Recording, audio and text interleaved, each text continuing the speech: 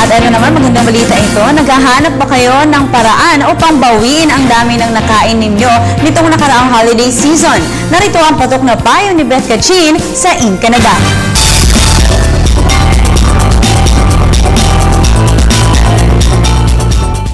Bumigat ba ang iyong timbang dahil sa dami na nakain mo noong holidays? Nasira ba ang iyong figura dahil hindi mo napigilang kumain? Huwag mangamba dahil in pa din ang isa sa pinakamabisang paraan ng pagbabawas ng timbang o pagpapapayat. At ito ay ang pag-exercise sa gym.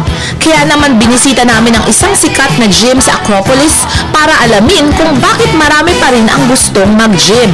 Siguro sa dami ng lumalabas na sakit ngayon. So, syempre, mas maganda yung prevention than cure. Mas alert ka, mas confident ka. Tapos parang yung more sick.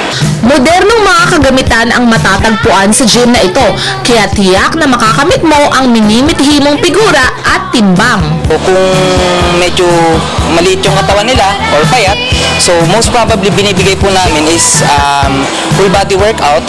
Then sa mga matataba naman po, so low na circuit training naman po yung pinagagawa naman sa kanila.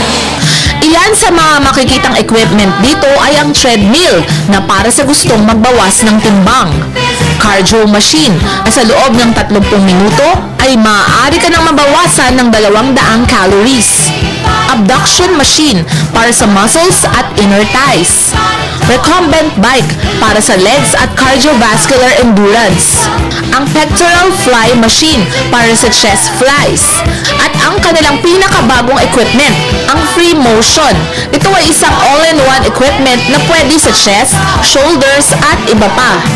Makikita mo rin dito ang barbell na para sa shoulders, biceps at triceps. Ang exercise ball o gym ball para sa pagpapalakas ng ating mga muscles. Kaya't alagaan nyo na ang inyong kalusugan at simulan nang maging fit. Dahil ayon nga sa matandang kasabihan, health is wealth. In ka na ba? Ako, in na. In ka na ba? Ako, in na. Para sa Telebisyon ng Bayan, Elizabeth Kachin.